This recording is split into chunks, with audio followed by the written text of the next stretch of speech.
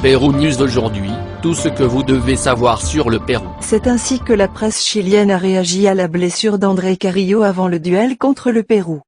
André Carrillo sera opéré après s'être blessé quelques jours avant d'être convoqué par l'équipe nationale péruvienne pour les éliminatoires.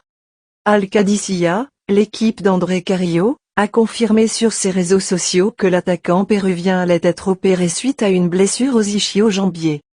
Cette mauvaise nouvelle pour l'équipe nationale péruvienne survient quelques jours après l'annonce de la liste des effectifs que Juan Reynoso donnera en vue des affrontements contre le Chili et l'Argentine aux dates 3 et 4 des éliminatoires sud-américains.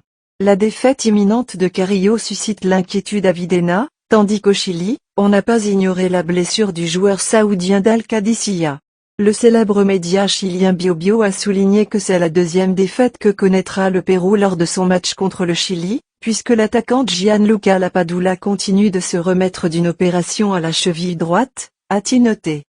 Le Pérou perd encore des chiffres pour le classique avec le Chili, André Carrillo absent pour cause de blessure, a indiqué Red Gol, ajoutant, de cette façon, l'entraîneur bicolore, Juan Reynoso, devra improviser sa ligne offensive pour le duel avec l'Aurora.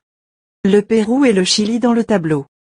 Le Pérou n'a qu'un point lors des éliminatoires après avoir égalisé contre le Paraguay et le Brésil. De même, le Chili a obtenu un match nul contre la Colombie avant sa défaite contre l'Uruguay. Quand le Pérou jouera-t-il? Le retour du Pérou lors des éliminatoires se fera en tant que visiteur contre le Chili. Le rendez-vous est prévu le jeudi 12 octobre à partir de 20h.